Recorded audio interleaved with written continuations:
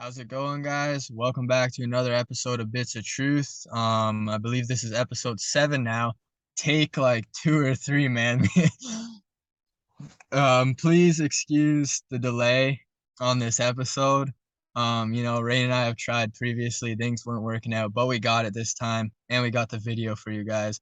So this one's gonna be a banger. I'm Austin McLaren, as you know, and I'm here with Rain Trozzy, my good buddy. Hey, hey. And we're talking Bitcoin, man. So let's Yeah, just hop right into it. topic for today is we're gonna talk about living off of Bitcoin solely as a medium of exchange. Austin, could you kick us Okay. off with some thoughts on that? Like, can you live off of Bitcoin? And if yes, how could you do that? Can you live off of Bitcoin? Right now, in the current day and age, um, I'd have to say it's possible. Just because, like we've discussed earlier, anything is possible, right? So I'd have to say it's possible. Um, Although you would have to exert, I'd imagine, an immense amount of willpower to make that lifestyle a reality. And what I mean by that is like, um, right now it's difficult to walk in to your local grocery store, with your phone and kind of just transact, let's say, some groceries for Bitcoin. Like to do a peer-to-peer transaction or like a transaction with your local grocery store, that'd be a little difficult. I'd imagine you have to know the cashier or kind of know the guy running the place to set something up like that. It'd have to be very personalized, um not really for the masses. Although you could um go through a middleman, like for example, something I used to do with a previous partner of mine is I would get her to go out and go to Subway and she would pick up the subs. Like she would pay with cash, right? And then I would pay her back in Bitcoin. So there are methods, there are ways if you have another person, for at least for getting your groceries, um, or setting up a direct link with somebody you know. And that's only one aspect, the grocery side of things. I mean, if you're really going off grid, then you wouldn't even need to worry about that. You could kind of just set up your own little ecosystem and use Bitcoin in a more like an even more personal and even more down to earth way, which would be really interesting. I haven't really thought too deep into that aspect though. But yeah, as far as kind of living, like using Bitcoin, um, as a way to live off of is possible. With the right connections, with the right mindset. Um, Although not necessarily for the masses at this point. It's more of an individual thing. How about you, Rain? What would your thoughts on this question be? Well, your thought about, off-grid living with Bitcoin sparked this little idea in my head because Okay. to use Bitcoin, you need an internet connection. It's internet based. And so if you're Mm, out in the bush, right, or if you're on the road, say you live in like a mobile home or something cool like that, well, you need mobile off-grid internet. And a lot of people don't get into this. A lot of people would use like their phones and stuff, like cell data, and you could do that. But being someone that doesn't actually like use a smartphone myself, okay. I found that having a ZTE modem is really helpful. I'm actually using one right now. And it's Oh, could basically, you explain that? Yeah, yeah. Explain yeah, a little bit what that it, is. it's a router that works off of 3G and 4G um, mobile data, and then you could run an Ethernet cable to it to your airplane mode computer. Oh, yeah. It's like a hotspot, right? It's like, Yeah, yeah, yeah, there's hotspot features. I got one next to me here, but I think if I move it, I'll cut out the call. yeah, yeah, yeah. But anyway, the reason why that came to mind is because, well, to run the internet here, you need a SIM card. And a lot of time we might think, oh, to have a SIM card, you need to have a bank to pay that online and stuff. But you can actually buy in many countries, you can buy gift cards for mobile data and SIM cards. Oh, yeah. And there's even some mobile phones that you could install an eSIM in, such as like if you've installed the Graphene operating system onto an old Google Pixel phone, well, now you can run an eSIM, and there's services out now that you could pay for mobile data on that eSIM solely with Bitcoin, like not even a Yeah. middleman gift card, but you've got gift cards, you've got services popping up left, right, and center that are accepting Bitcoin as payment. I mean, you could literally buy gold at a 4% discount with Bitcoin right now at I think it's Really? goldsilver.com. Yeah, it's incredible. They'll deliver it to your Huh. house. And I mean, Huh. like, that's the perfect duo in my opinion, as bullion and Bitcoin, because Bitcoin's got the mobility um unlike anything else, really. Like the mobility of Bitcoin, literally just remember 12 words in your head and be able to walk through a border naked and come out the other side with $1 million in your pocket. You can't get more mobile than that. Yeah, Or even yeah, like, global transaction of whatever amount, like billionaires could be using this to send tons of money across the yeah. world with like 50 cents fees in 10 Yeah, yeah. minutes. That's better than traditional banking infrastructure. So the mobility of Bitcoin is incredible. The volatility is the issue right now because we're in the first like 13 years of the 200-year process. Uh-huh. Um, and as time goes on, as Bitcoin adoption smooths out, as services such as Bitcoin blockchain based messaging applications come in on, tier two Bitcoin, the price of Bitcoin is going to stabilize. But right Mm. now, it's not a stable store of wealth because it goes up and it comes down, it goes up and comes down. And, the future is uncertain. We don't know if the internet's going to be up this day and age because, nuclear war is a possibility right now. Okay, yeah, I just wanted to add a few words to that thought that you said with Bitcoin and bullion kind of correlating and um how it relates to being off grid, right? And all like so you have this wireless you have this connection to the internet and you're off grid and you're paying for it using gift cards and stuff. So you're like well out of the system. You're well out of the system and you're still able to use Bitcoin, which is like um almost seemingly paradoxical. It's like how can you be out in the bush and use this internet money, but as Rain just displayed here is like clearly it's possible. Like you can do that, which is just really fascinating. And then to tie that in with the Bitcoin to gold, so you could be in like your little hut in the middle of the bush, just zooming around the web with your Bitcoins and shit. And then you're say you're like piling in all this Bitcoin, you got like your internet bread up, then you just Bitcoin or what was it called? Goldandsilver.com? Yeah, I think that's the URL. I'll have to jog my Yeah, memory and we'll put it below. yeah. So you get all your like internet bread and Bitcoin, and then you go to goldandsilver.com and you're like location 35 Hut Street, middle of buttfuck nowhere, drop this gold off. And then you just get this big pile of gold in the middle of the bush, which is like what the hell? Like that's just amazing. That's awesome. And 4% discount, like it goes to show where it's going, right? Like I think Yeah, it's the yeah. future of digital financing, but yeah, again, like I would say store in bullion because uh I think a lot of people come into Bitcoin with this maximalist perspective of like, oh, if I buy it now, I'll triple or quadruple or have 8 times more money in the future, right? And it's like, Mm, okay, well, it's not really, helping the vision of what we're trying to accomplish as Bitcoiners. It's really just thinking about yourself, right? So, and there's nothing wrong with that. Like if you mm-hmm. want to invest in Bitcoin because you see it going up, then you do that. But Yeah.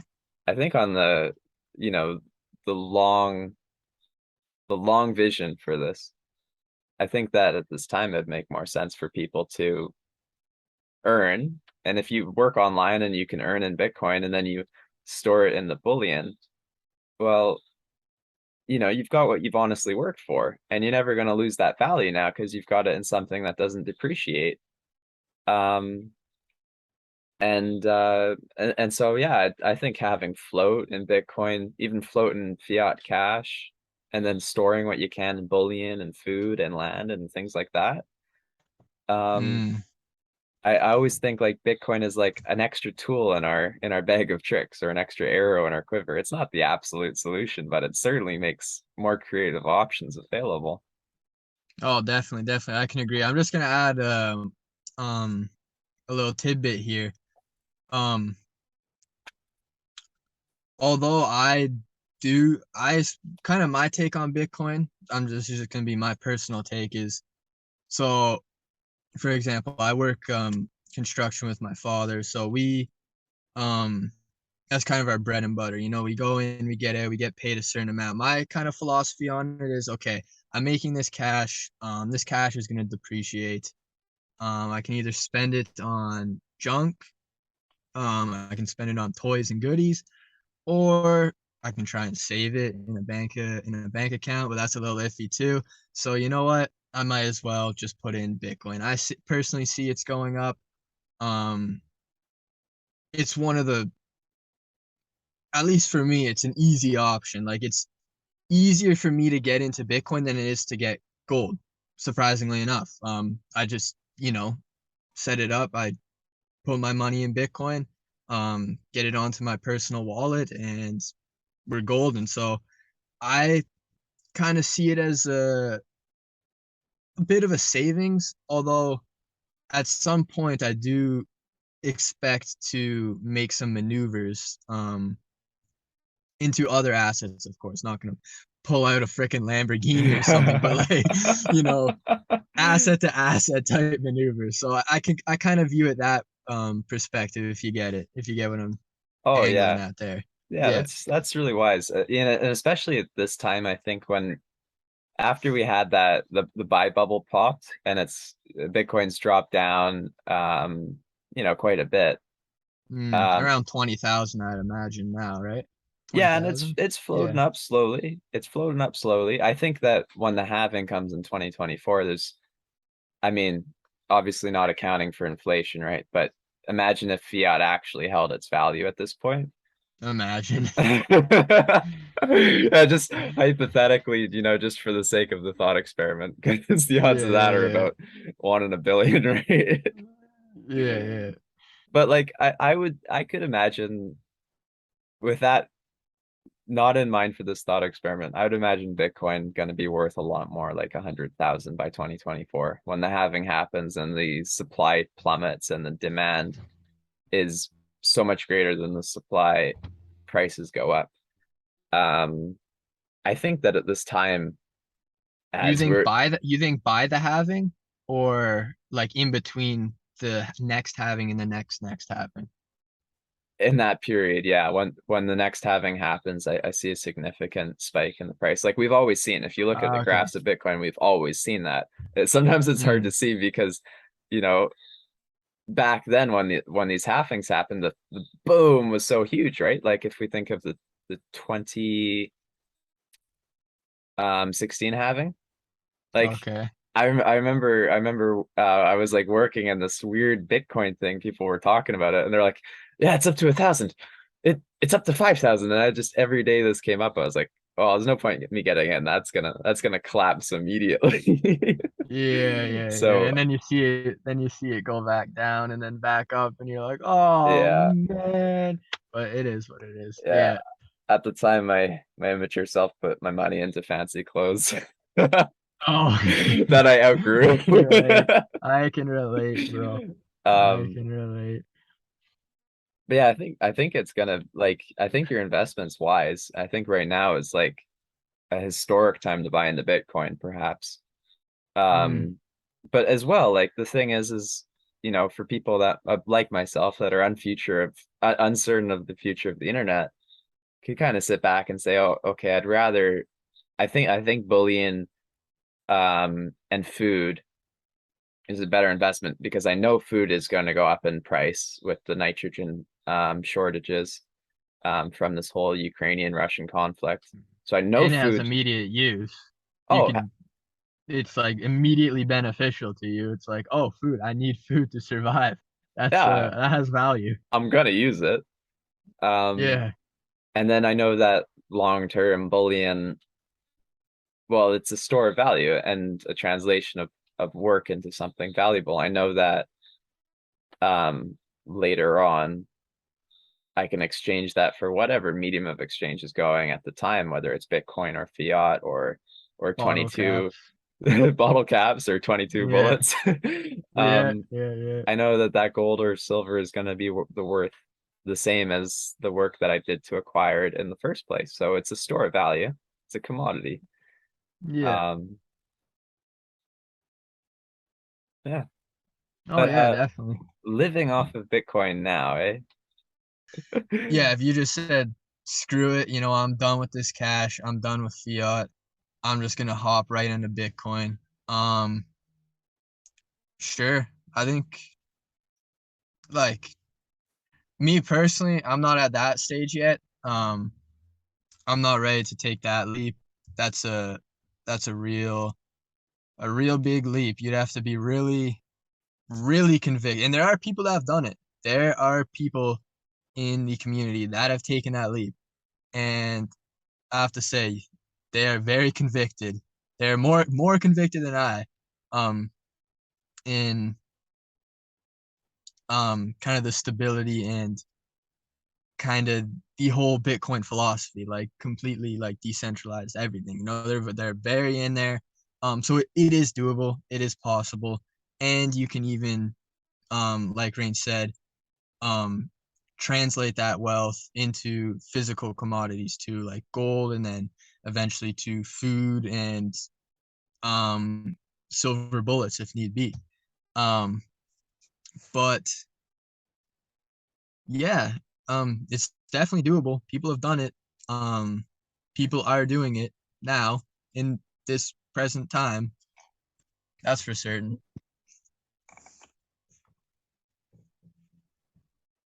I think utilizing peer-to-peer exchanges is so huge because providing someone can provide a good or service and bring in income in the form of Bitcoin, like that's the tricky part, in my opinion, is actually Mm, making money in Bitcoin, like finding an employer or a customer that's willing to pay.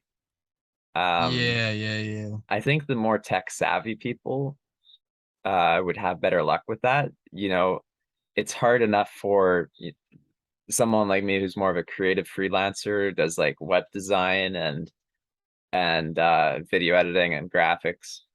Um, Difficult for even someone like me to find work for Bitcoin like that. But I think if someone can program, like if you can code and you can build applications that people are going to use, um, maybe built on Lightning, or you build a wallet, or you're or you're mining the Bitcoin, like things like this. If you're integrating into the Like global Bitcoin really in the infrastructure, know, like really in the, like really in there. You could probably make some work. well, you could probably make passive income on it. That's what I think is really the golden goose, right? Mm, Is when you're able to invest your time and then have that asset produce wealth going forward. mm-hmm. And I think in the Bitcoin space, that is mostly reserved for people that are software engineers. Miners and Yeah, but entirely possible. making as I was saying, making passive income in cash is difficult enough. Like it can be done. It's been shown many times people can make a substantial amount of wealth passively using cash. But to take that leap into Bitcoin would be an amazing step. And like you said, yeah, the software engineers have got that. But for Bitcoin to take that leap, where somebody like I, who is not really tech savvy, could enter the Bitcoin space and somehow find a way to make passive income off that, that would be immense. That would be amazing. And I think that would bring a lot of entrepreneurial, creative, freelancer type of individuals into the space looking to like find niche, cool little ways to make passive income using this technology. And um say that were to happen, which I believe we will get to that point eventually, but once that happens, then you have all these pockets of people that are creating these like interesting things like shirt designers, musicians, whatever, like sellers, whatever, whoever's in there making passive income. Then you have them getting this resource that they would trade with people alike. And it would only grow and grow and grow. And it'd be like this really cool thing that would be hip. And a lot of people would get into it. They'd be like, yeah, this shit rocks, man. Passive income. Like, let's go. Passive tax exempt income. Yeah, yeah, literally. I that'd fucking rock. Oh yeah. The most boring thing in the world, in my opinion, is accounting. Like Oh fuck, I could bookkeeping, imagine. like actually like writing up tons of stuff and keeping receipts all year just to like tell a government agency how much money you owe them. They never pay us for Bruh. that work, man. Like I find accounting the most like I find it torturous. And then and then to boot the amount of time it takes. I mean Oh man, like yeah. I 10, got like 20 a hours of freaking accounting. bag. I got a Oh, bag full of receipts sitting at my house right now. It's just disgusting. It's like in my just like sitting on my dresser or not on my dresser, on my table, like on my work table. Every time I get a receipt, I just throw it in there and the bag's piling up. It's just like, what am I gonna do with this? Like I don't want to see this. I don't want these like piles of receipts and stuff, man. It's just like frig. Oh I, yeah, it's so cumbersome, so burdensome. I have a bad habit. I leave them in my wallet. So then I have like 5, 10 receipts in my wallet, like stuff where the notes are meant to be. And then I find them all Oh one yeah. day. Then I forget to write them down.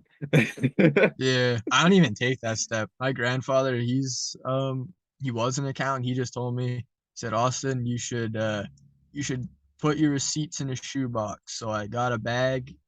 Sorry, Grandpa, I didn't put them in a shoebox, but I got a bag, and I've just been throwing them in the bag, and I have no plans for them whatsoever. It's just Oh man. it's just accumulating for no reason. I don't know, man. I appreciate the tip actually, but man, I hope there's a future coming soon when we don't have to worry about that stuff. Go Oh Bitcoin. yeah. Yeah, let's go. Let's go. Oh, hold up. Rain. For future's sake, let me just take you on a little trip here. Let me get my key. I'm actually right by, I won't spoil it yet.